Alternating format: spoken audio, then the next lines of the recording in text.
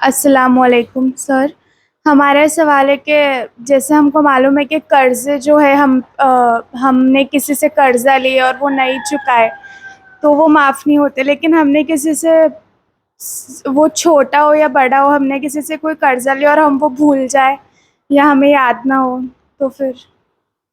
وعلیکم السلام ورحمۃ اللہ۔ دیکھو، آپ نے سوال کیا کہ ہم نے کیا کیے، کسی سے قرض لیے، چاہے وہ چھوٹا تھا یا بڑا قرض تھا۔ اب وہ قرض لینے کے بعد کیا ہوا، آپ بھول گئے۔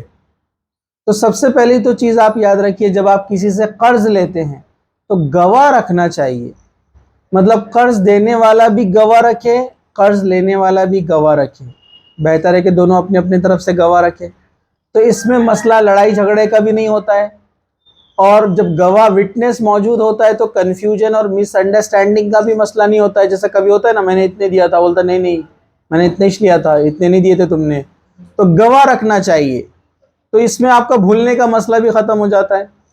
گواہ رکھنا چاہیے۔ دوسرا، قرض لینے دینے کا معاملہ ہو تو اس کو لکھ لینا چاہیے۔ آپ کو پتہ ہے نا، قرآن مجید میں سب سے بڑی آیت جو ہے کون ہے؟ وہ آیت دین نام ہے اس کا، ہے نا۔ آیت الکرسی بعد میں آتی ہے سیکنڈ نمبر پہ۔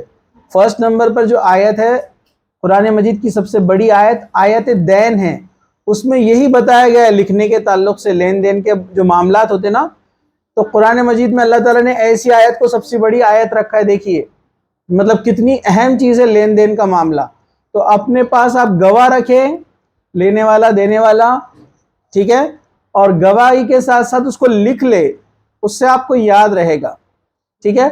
اب وہ بول رہے ہیں کہ اس کے بعد بھی سمجھو ہم نے لیا لیکن ہم کو یاد ہی نہیں رہا کہ ہم نے کتنا لیا تھا، تو سیدھی سی بات ہے، آپ اس سے جا کر پوچھ لیں کہ کتنا دیا تھا آپ نے۔ جہاں تک مجھے یاد ہے اتنا تھا، اور جو آپ کو یاد آ جائے، معلوم ہو جائے، اور دونوں کا آپس میں طے ہو جائے کہ اتنا لوٹانا ہے تو اس کو لوٹا دیجیے۔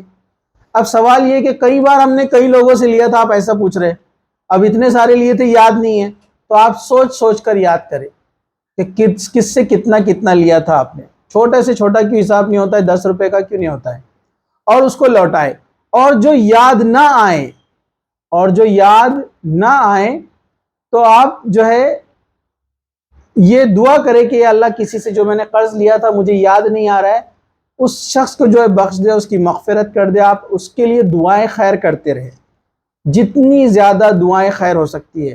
میں ایک ایپے سے کہہ رہا ہوں، جیسا کہ بہت سارے علماء سے سوال آیا تھا کہ ایک شخص نے قرض لیا اور قرض نہیں لوٹایا اور اس دنیا سے چلا گیا، تو اس کا کیا معاملہ ہوگا؟ تو اب اس کے بیٹے کی ذمہ داری ہے کہ اس کے قرض کو جو ہے اتارے۔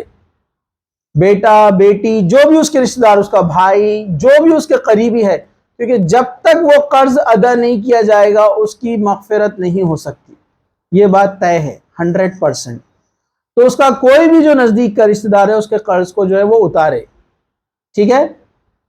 لیکن مثال کے طور پر آپ نے کسی سے قرض لیے، ٹھیک ہے، اور اس کا انتقال ہو گیا، تو آپ یہ قرض اس کے ورثہ کو دیں گے، اس کے بیٹے بیٹی وغیرہ جو موجود ہے، اس کے وارث کو آپ وہ قرض لے جا کر دیں گے کہ آپ کے والد سے میں نے لیا تھا ان کی زندگی میں، اب وہ نہیں رہے تو یہ اب آپ کی امانت ہے، وہ قرض کو ادا کرے۔ اب جس سے قرض لیا تھا تو علماء نے کہا کہ وہ نہیں رہا اور اس کا کوئی رشتہ دار بھی نہیں ہے، تو آپ کیا کریں؟ تو انہوں نے کہا کہ آپ اس کے لیے دعائے مغفرت کریں اور اس رقم کو کسی کار خیر میں، اچھے نیک کام میں اس شخص کے نام سے جو ہے صدقہ کر دیں، تو اس کو انشاءاللہ اس کا ثواب ملے گا۔ لیکن اگر کوئی نہ ہو تو اس کی صورت میں، ٹھیک ہے۔ اور اسی سے تعلق یہ بھی سوال آیا تو کہا گیا کہ جو یاد نہ رہے تو آپ کوشش کریں، اگر نہ آئے تو آپ ان کے لیے دعائیں کریں کثرت سے کہ اللہ ان کی مغفرت کر دے، ان کو بخش دے، ان کے درجات کو بلند کرے۔ تو یہ 4-5 چیزیں تھیں جو اس سے متعلق تھے، میں نے آپ کے سامنے رکھ دی۔